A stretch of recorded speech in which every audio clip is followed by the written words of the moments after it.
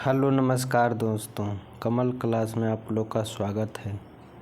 तो चलिए आज वर्ग 10वां के जीव विज्ञान के सभी वस्तुनिष्ठ प्रश्न एक साथ करते हैं, जिसमें पहला प्रश्न है आहार नाल की लंबाई कितनी होती है। तो इसकी लंबाई 8 से 10 मीटर होती है। आहार नाल की लंबाई कितनी होती है? तो 8 से 10 मीटर होती है। दूसरा प्रश्न, आहार नाल का सबसे बड़ा भाग कौन होता है? तो आहार नाल का सबसे बड़ा भाग छोटी आंत, जिसे इलियम कहते, छोटी आंत होते हैं। मनुष्य के आमाशय में प्रतिदिन लगभग कितना लीटर रस का स्राव होता है? पित्त रस, लार, सभी मिलाकर लगभग 3 लीटर पित्त रस का स्राव होता है आमाशय रस। चौथा प्रश्न है, मनुष्य के आमाशय में कौन सा अम्ल पाया जाता है? तो हाइड्रोक्लोरिक अम्ल पाया जाता है। पांचवा प्रश्न है, ग्रहणी किसका भाग होता है? तो छोटी आंत इलियम का भाग होता है। पचे हुए भोजन का अवशोषण कहाँ होता है? तो पचे हुए भोजन का अवशोषण इलियम यानी कि छोटी आंत में एवं बड़ी आंत में होती है। भोजन का अवशोषण इलियम छोटी आंत में होते हैं, और जल का अवशोषण पूछेंगे तो बड़ी आंत में होता है। सातवां प्रश्न है, छोटी आंत तथा बड़ी आंत के जोड़ पर एक छोटी सी नली होती है, जिसे क्या कहते हैं? सिक्कम कहते हैं, यानी कि इसी को जोंडिस कहते हैं, अपेंडिक्स कहते हैं। मनुष्य के शरीर का अवशेषी अंग सिक्कम यानी कि अपेंडिक्स होती है। कौन होती है? अपेंडिक्स होती है। वैसे क्रियाएं जिनके द्वारा जीवों का अनुरक्षण होता है क्या कहलाता है? जैव प्रक्रम कहलाता है। अगला प्रश्न है, वैसे पौधे जो पोषण के लिए सड़ी गली चीज़ों पर आश्रित रहते हैं क्या कहलाते हैं? मृतजीवी कहलाते। क्या कहलाते हैं? मृतजीवी कहलाते हैं। प्रकाश संश्लेषक अंग क्या है? तो हरित लवक है। प्रकाश संश्लेषक अंगक पूछेगा तो हरित लवक, और पौधा में पूछेगा तो पत्तियाँ।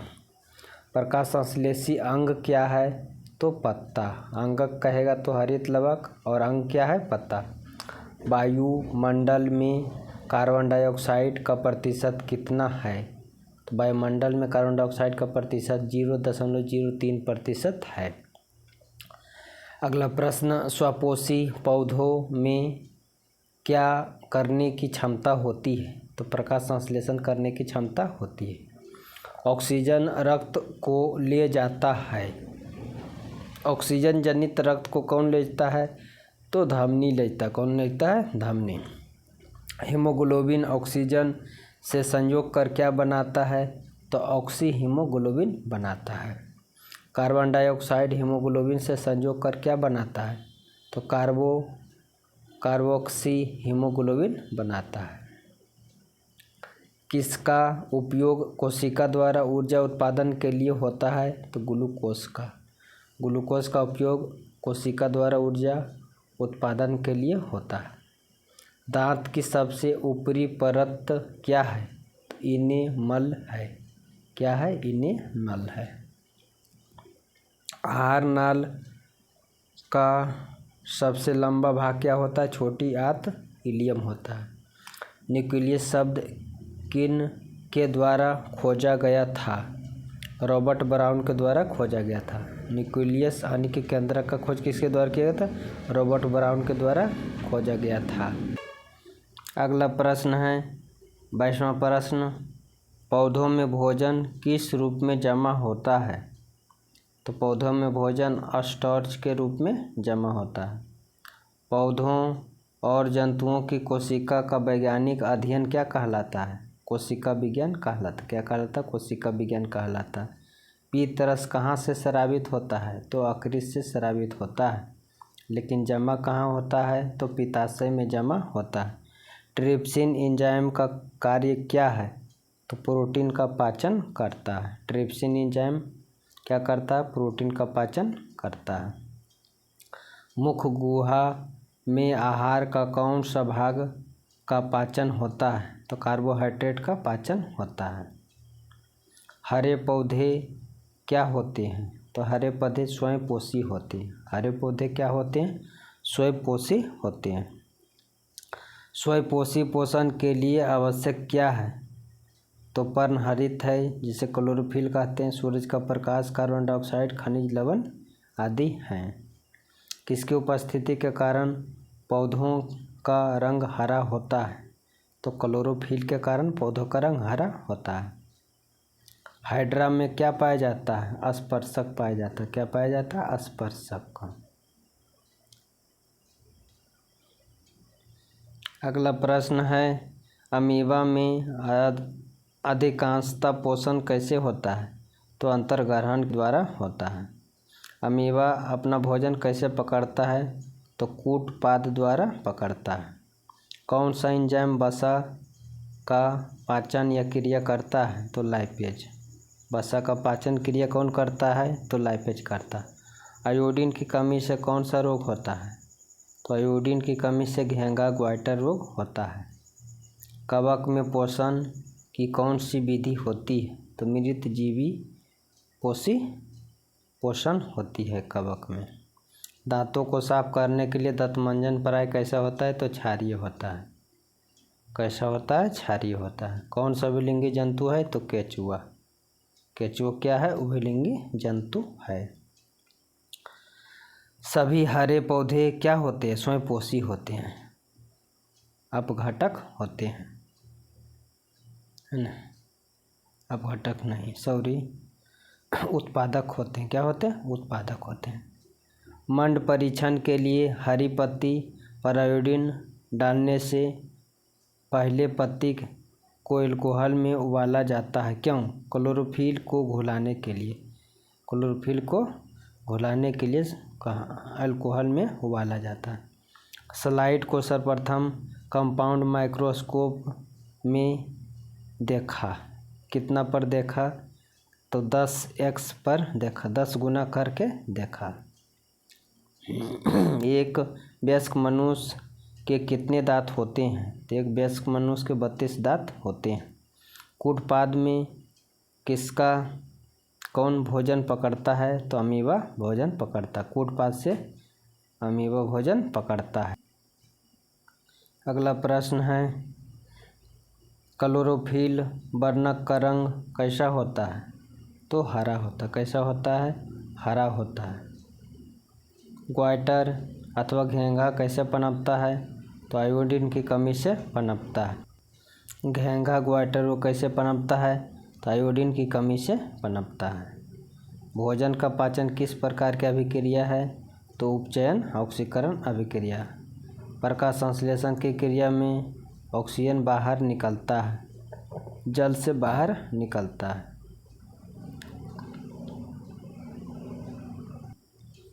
मैग्नीशियम कहाँ पाया जाता है? तो क्लोरोफिल में पाया जाता है। जीवन की एक महत्वपूर्ण विशेषता क्या है? वृद्धि। जीवन की एक महत्वपूर्ण विशेषता क्या है? वृद्धि करना। प्रकृति में ऑक्सीजन का संतुलन कैसे बना रहता है? तो प्रकाश संश्लेषण से बना रहता है। स्वयंपोषी पोषण किस में होता है?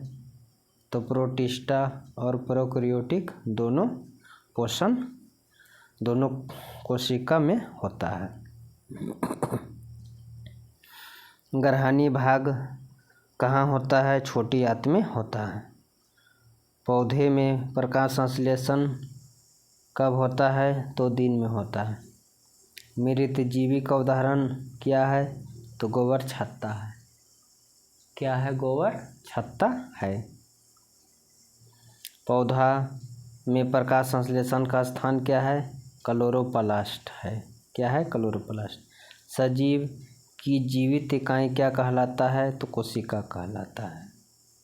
सजीव की जीवित इकाई क्या कहलाता है? कोशिका कहलाता है।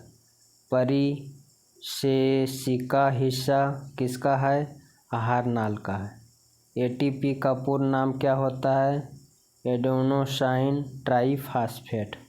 एडेनोसाइन ट्राइफास्फेट होता है। विटामिन ए की कमी से कौन सा रोग होता है? तो रतौंधी होता है। अमीबा में गति किस भाग में होती है? तो कूटपाद के द्वारा होती है। कोशिका का पावर हाउस किसे कहते हैं? तो माइटोकॉन्ड्रिया को कहते हैं। कोशिका का पावर हाउस किसे कहते हैं? तो माइटोकॉन्ड्रिया को कहते हैं। पौधा में किस क्रिया के द्वारा बाहरी वातावरण से ऑक्सीजन कोशिका को पहुंचाता है? तो विसरण के द्वारा पहुंचाता है। श्वसन की क्रिया में खाद्य पदार्थों का क्या होता है? तो विघटन होता है। क्या होता है? विघटन। अवयवीय श्वसन कोशिका के किस भाग में होता है? तो माइटोकॉन्ड्रिया में होता है अवयवीय श्वसन। आणविक ऑक्सीजन के उपलब्ध नहीं होने से पायरुवेट का परिवर्तन जंतु में किस यौगिक में होता है? तो लैक्टिक अम्ल में होता है। निःश्वसन द्वारा निकली वायु में क्या रहती है? तो कार्बन डाइऑक्साइड रहती है। किसकी कोशिकाएं मृत होती है? तो जाइलम की कोशिका मृत होती है और फ्लोएम की जीवित होती है। ऐसे फल को खाते हैं तो जीवन है। और जाइलम जाइलम यानी कि जल ऐसे निर्जीव ही होते हैं। रक्त का पीएच मान कितना होता है? तो 7.4 होता है। रक्त का पीएच मान कितना होता है? 7.4 होता है।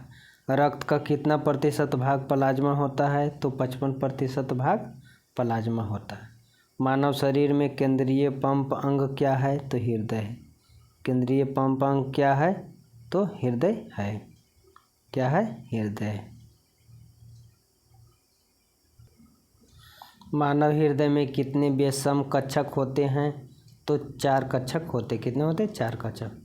एक कोशीय शैवालों में जल का परिवहन कहाँ होता है? कैसे होता है? तो विषण के द्वारा होता है। श्वसन के अंतिम उत्पादक क्या होता है? तो कार्बन डाइऑक्साइड CO2 जल और ऊर्जा होता है। पौधा में श्वसन कैसे होता है? तो सभी प्रकार से होता है। ऑक्सीजन दोनों होता है। कौन सा बीमारी श्वसन तंत्र से संबंधित है? निमोनिया, दमा आदि। काली खांसी श्वसन तंत्र से संबंधित। किस प्रकार के श्वसन में अधिक ऊर्जा मुक्त होती है? तो वायवीय श्वसन में अधिक ऊर्जा मुक्त होती है। मछली का श्वसन अंग क्या होता है?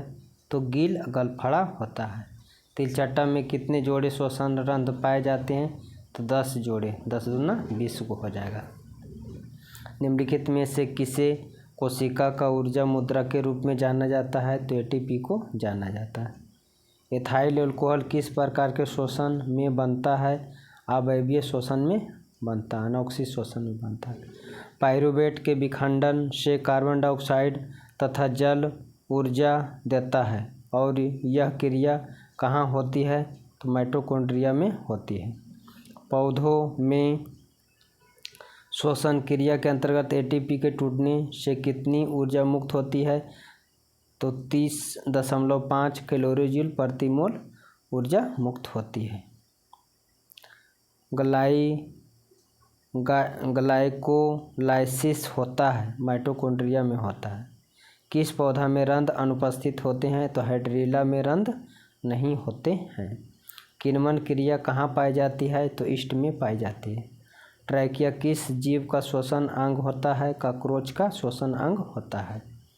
चलनी नलिकाएं कहाँ पाई जाती है? तो फ्लोएम में पाई जाती है। RBC की जीवन अवधि कितनी होती है? तो 120 दिन होती है। निम्नलिखित में से कौन सा संवहन ऊतक है? तो फ्लोएम और जाइलम दोनों संवहन ऊतक है। लेकिन फ्लोएम जीवित होते हैं और जाइलम निर्जीव होते हैं। जीवित नहीं, मृत होते हैं। रक्त क्या होता है?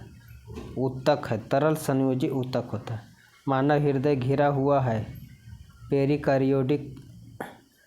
पेरिकार्डियम से। ऑक्सीजन का वाहक कौन होता है? तो RBC होता है। Red blood circular. किस जीव में हीमोग्लोबिन नहीं रहता है? तो मक्खी में नहीं रहता है। हीमोग्लोबिन की कमी से कौन सा रोग होता है? एनीमिया, रक्ताल्पता होता है। मनुष्य में श्वेत रक्त कोशिकाओं की जीवन अवधि कितनी होती है? तो 12 से 20 दिन होती है। रुधिर रक्तचाप नियंत्रित करता है एड्रिनल ग्रंथि द्वारा। खुला परिसंचरण तंत्र किसमें पाया जाता है? कॉकरोच तिलचट्टा में पाया जाता है। मानव हृदय में कितने कोष्ठक होते हैं? तो 4 कोष्ठक होते हैं। स्टोमाटा के खुलने बंद होने की क्रिया को कौन सी नियंत्रित करता है? तो द्वार कोशिका नियंत्रित करता है। पौधों में गैसों के आदान प्रदान किसके द्वारा होता है? रंध्र स्टोमेटा के द्वारा होता है। सबसे तेज धड़कन किसका होता है? तो चूहा खरगोश का होता है। फ्लोएम ऊतकों द्वारा कार्बोहाइड्रेट का परिवहन होता है सुक्रोज के रूप में। किसकी उपस्थिति के कारण रक्त लाल दिखाई देता है? हीमोग्लोबिन के कारण।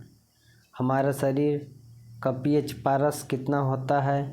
तो 7.0 से 7.8 तक होता है। रुधिर का कौन सा अवयव रक्त स्राव को रोकने में मदद करता है? प्लेटलेट्स करता है। बिंबाणु जिसे कहते हैं, रक्त बिंबाणु।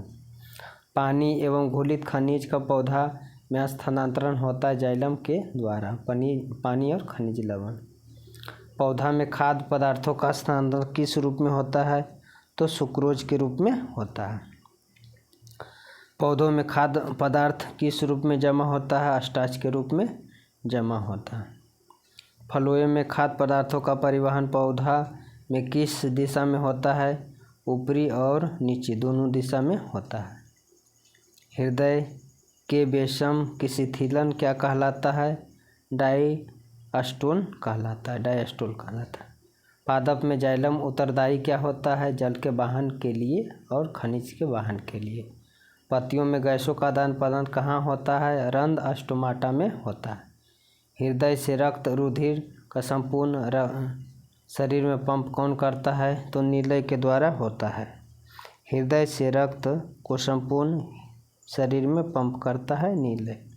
किस यंत्र के उपयोग रक्तदाब मापने में किया जाता है? स्फैग्मोमैनोमीटर।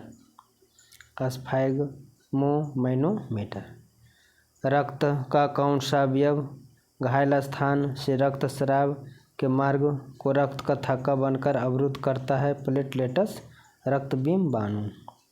पादप में फ्लोएम उत्तरदायी होता है भोजन के वाहन के लिए। रक्त का थक्का बनाने में कौन सहायक होता है? रक्त बिंबाणु जिसे प्लेटलेट्स कहते हैं। एक कोशीय शैवाल में जल का परिवहन कैसे होता है? तो विसरण क्रिया द्वारा होता है। एक कोशीय शैवाल में जल का परिवहन कैसे होता है? विसरण द्वारा होता है। मानव हृदय का औसत परकुंचन दाब लगभग कितना होता है? औसत परकुंचन दाब 120 mmHg होता है। और मिनिमम पूछेगा तो 80 mgh होता है। पौधा में वाष्पोत्सर्जन किस भाग में होता है? तो पत्ती में होता है। गार्ड कोशिका कौन सी भित्ति मोटी होती है? तो भीतरी भित्ति मोटी होती है। प्रोटोजोआ पदार्थ का निष्कर्षण कैसे करता है? तो विसरण के द्वारा करता है। कैसे करता है? विसरण के द्वारा करता है। अगला प्रश्न है, प्रत्येक वृक्क में लगभग कितने नेफ्रॉन होते हैं? तो 10 लाख होते हैं। मूत्र में जल और यूरिया का प्रतिशत कितना होता है? तो जल 96% और 2% यूरिया होता है और अन्य पदार्थ 2% होता है। मूत्र का रंग पीला किसके कारण होता है? यूरोक्रोम अमोनिया के कारण होता है। कृत्रिम वृक्क किसे कहते हैं?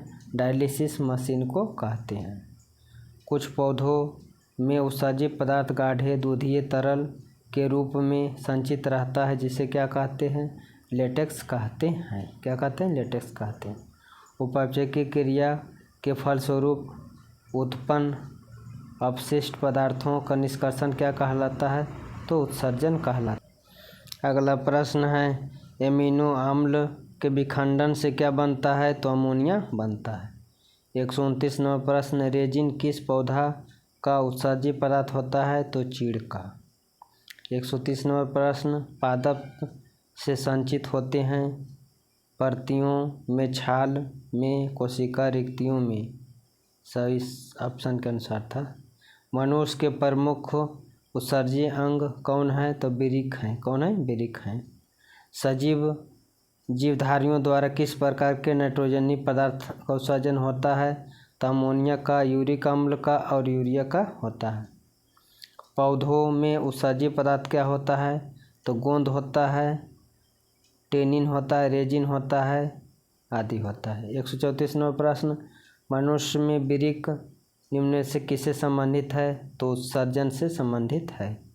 135वां प्रश्न, कौन सा वृक्क संरचनात्मक क्रियात्मक इकाई क्या कहलाता है? तो नेफ्रॉन कहलाता है। वृक्क के रचनात्मक क्रियात्मक इकाई क्या कहलाता है?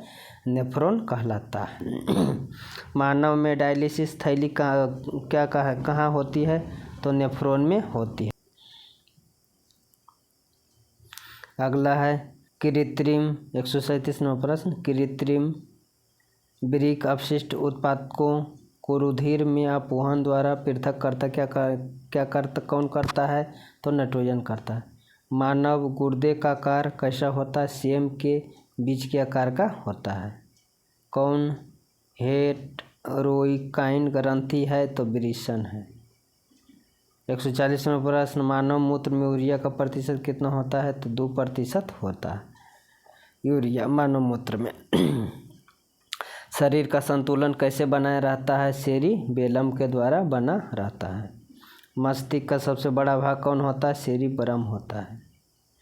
मानव शरीर की सबसे लंबी कोशिका कौन होती है? न्यूरॉन होती है। कौन होती है? न्यूरॉन होती है। मस्तिष्क में पाए जाते हैं न्यूरॉन। मानव मस्तिष्क का औसत भार कितना होता है? तो 1.4 kg होता है, यानी 1400 ग्राम होता है। तंत्रिका तंत्र की रचनात्मक क्रियात्मक इकाई को क्या कहते हैं? तो न्यूरॉन कहते हैं। कौन सा अंग संवेदीग्राही नहीं है? तो दिमाग नहीं। मेरु रज्जु कहाँ से निकलता है? तो मेडुला से निकलता है। दो न्यूरॉनों के संपर्क बिंदु को क्या कहते हैं? तो सिनैप्स कहते हैं। तंत्रिका तंत्र के बीच खाली स्थान को क्या कहते हैं? सिनैप्स कहते हैं। पोन्स, मेडुला और अनुमस्तिष्क क्या है? पश्चात मस्तिष्क का हिस्सा। पश्चात मस्तिष्क का हिस्सा है। अगला प्रश्न है 150 नंबर, कौन सी अनैच्छिक क्रिया नहीं है? तो चबाना अनैच्छिक क्रिया नहीं है, अपने मन से हम चबा सकते हैं। मस्तिष्क का कौन सा भाग शरीर की स्थिति संतुलन का अनुरक्षण करता है? तो अनुमस्तिष्क। दो तंत्रिका कोशिकाओं के बीच खाली स्थान को क्या कहते हैं? तो सिनेप्स कहते हैं। अगला प्रश्न है, मस्तिष्क कैसे उत्तरदायी है? सोचने के लिए उत्तरदायी है, हृदय स्पंदन के लिए और शारीरिक संतुलन के लिए उत्तरदायी है। पौधा के अग्रभाग में क्या होता है? तो ऑक्सिन होता है। पौधा में वृद्धि हार्मोन कौन है? ऑक्सिन और जिबरेलिन वृद्धि हार्मोन है। पत्तियों को मुरझाने वाला हार्मोन कौन है? तो एब्सिसिक एसिड है। कौन है? एब्सिसिक एसिड है। फल को पकाने वाला हार्मोन कौन है? तो एथिलीन है। कौन है? एथिलीन है। हमारा मस्तिष्क किस हड्डी से घिरा होता है? तो मेनिनिन हड्डी से घिरा होता है। मानव मस्तिष्क का आयतन कितना होता है? तो 1650 ml होता है। मानव मस्तिष्क का औसत भार कितना होता है? तो 1.4 kg या 5 kg होता है, 1.5 kg या 1400 ग्राम या 1500 ग्राम होता है। सेरिब्रम मानव मस्तिष्क का कितना हिस्सा होता है? तो 2/3 हिस्सा होता है। मानव शरीर में पाई जाने वाली सबसे छोटी अंतःस्रावी ग्रंथि कौन होती है? पिट्यूटरी ग्रंथि, पीयूष ग्रंथि होती है। किस ग्रंथि को मास्टर ग्रंथि कहते हैं? तो पिट्यूटरी पीयूष ग्रंथि को कहते हैं। घेंघा रोग किसकी कमी से होता है? तो आयोडीन की कमी से होता है। अगला प्रश्न है 165 नंबर प्रश्न, कौन वृद्धि और बुद्धि और चतुराई का केंद्र है? तो सेरिब्रम है। कौन है? सेरिब्रम। कौन सा पादप हार्मोन नहीं होता है? तो ऑक्सीटोसिन नहीं होता है, ये दूध उत्पादन हार्मोन है। बीजांड के ओर परागनली का वृद्धि का कारण क्या होता है? केमोट्रोपिज्म होता है। केमोट्रोपिज्म होता है। कौन सा हार्मोन पादप हार्मोन है? तो साइटोकाइनिन पादप हार्मोन है। पादप में पाए जाने वाला वृद्धि हार्मोन निम्नलिखित में कौन है? जिबरेलिन है और ऑक्सिन है। जड़ का अधोगामी वृद्धि कैसे होता है? गुरुत्वानुवर्तन से होता है। कौन सा पादप हार्मोन पत्तियों को मुरझाने के लिए उत्तरदायी होता है? एब्सिसिक अम्ल होता है। जिबरेलिन क्या है? एक पादप हार्मोन है। ऑक्सिन क्या है? ये भी पादप हार्मोन है। पादप हार्मोन का उदाहरण क्या है? तो ऑक्सिन है। लैक्टिक्स समानता कहाँ पाया जाता है? पीपल में और पीला कनेर में और बरगद आदि में पाया जाता है लैक्टेक्स। हार्मोन स्रावित होते हैं अंतःस्रावी ग्रंथि से। एंड्रोजन क्या है? नर हार्मोन है। एस्ट्रोजन क्या है? अंडाशय द्वारा स्त्री हार्मोन है एस्ट्रोजन। एंड्रोजन है नर हार्मोन, नर लिंग हार्मोन। अनुवांशिक गुणों का वहन कौन करता है? तो गुणसूत्र करता है। नर युग्मक मादा युग्मक के संयोग से क्या बनता है? तो युग्मनज बनता है। क्या बनता है? युग्मनज बनता है।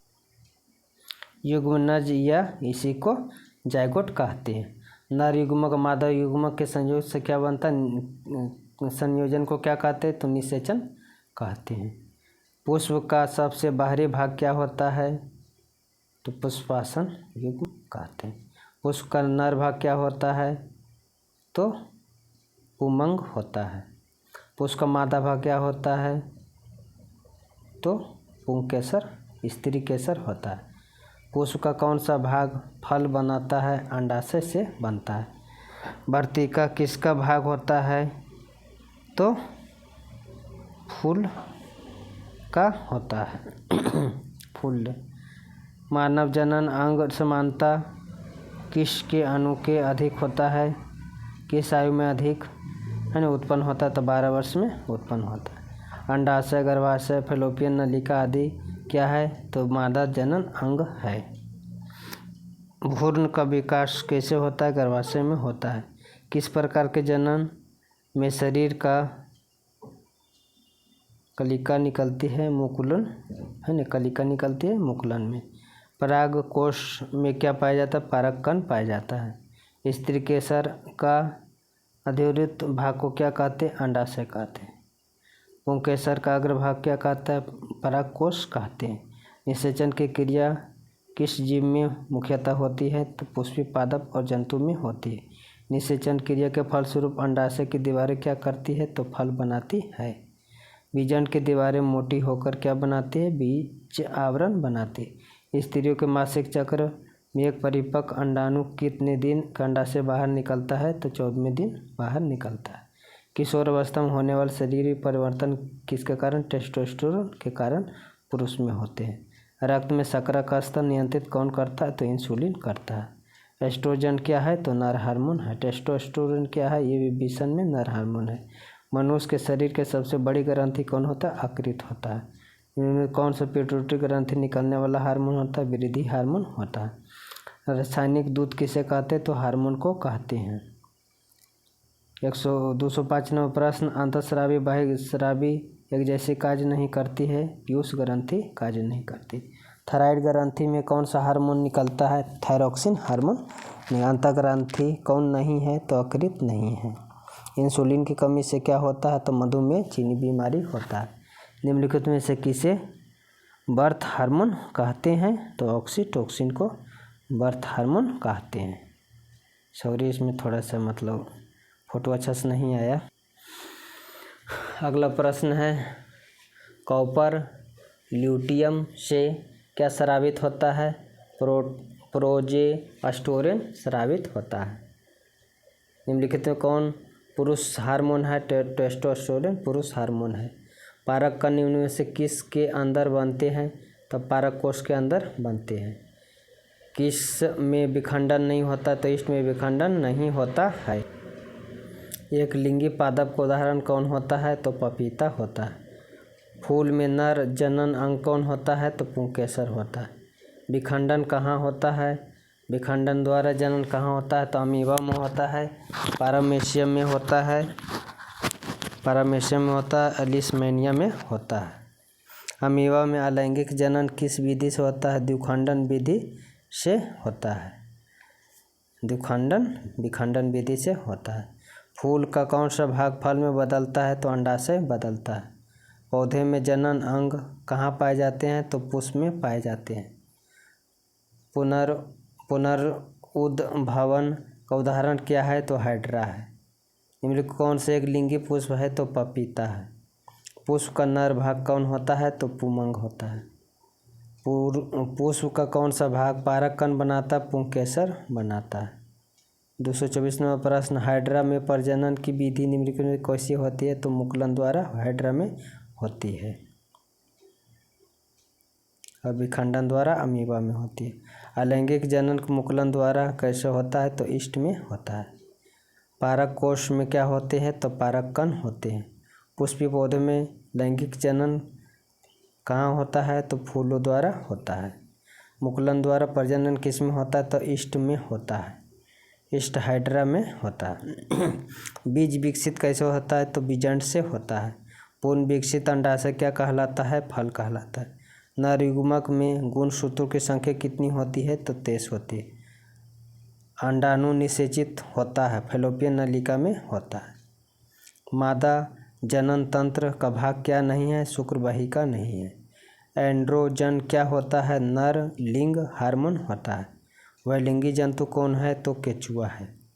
शुक्राणु का निर्माण कहाँ होता है? वृषण में होता है।